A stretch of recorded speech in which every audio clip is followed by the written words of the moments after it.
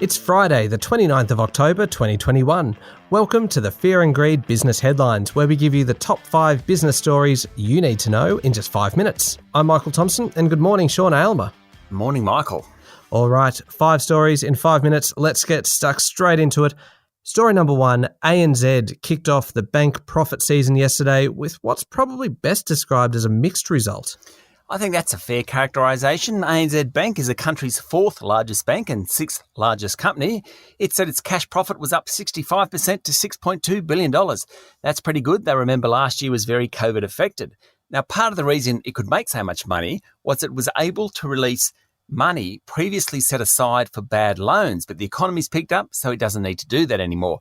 However, ANZ said it had pretty much missed out on the home lending boom, with home loan volumes stagnating as competitors lent significantly more. Boss Shane Elliott, he took the blame for that one. The bank's expenses were slightly higher, was making more money in the difference between what it pays on deposits and receives on lending. That's pretty good in a low interest rate environment.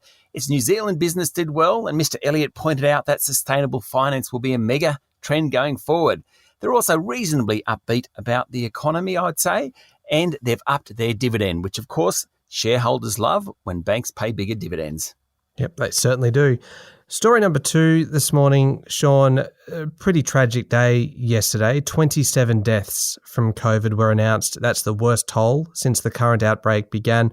It's a pretty sobering reminder that we're still in the middle of a pandemic. Yes, it is. 25 deaths in Victoria and 2 deaths in New South Wales. There were more than 2,200 cases across the country yesterday. There was some better COVID news, though. Australia hit a 75% vaccination rate, and that's taken about 35 million doses. Also, Qantas has been informing passengers of the new rules from Monday when international flights reopen. There's all sorts of changes. People will need a new Australian-issued international COVID-19 vaccination certificate and also the IATA travel pass. That's an international travel pass. They'll receive texts and emails about the forms and COVID tests they need to complete and download. When you're flying, masks must be worn during the entire journey unless people are eating and drinking, and the airline is pushing customers to have comprehensive travel insurance, including COVID-19 cover. No surprises there. It is a whole new world for travellers. Yeah, you can say that again. All right, on to story number 3. And you and I disagree a little bit on this one. This is the Financial Review's list, their annual list of the wealthiest young Australians. I like these lists because it's a bit of a glimpse into a life that many of us can only dream of, but you don't really feel the same way. Well, it's slightly tasteless. I mean, I think we should celebrate the success of these people for sure, but celebrating wealth for wealth's sake? I'm not sure.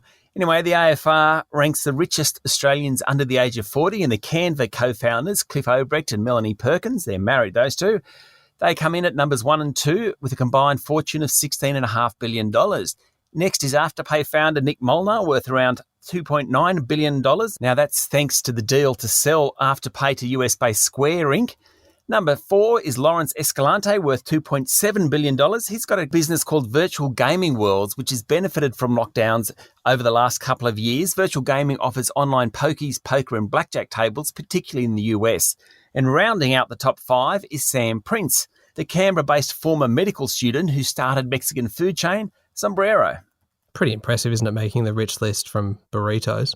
It is very impressive. It's not bad at all. All right, story number 4. The Prime Minister, Scott Morrison, gave one final press conference before heading off to Glasgow for the United Nations Climate Change Summit. What did he say? Well, he's in the air at the moment, and he unloaded before he went, shall we say that? He said Australia was beating COVID, although there were still difficult days ahead.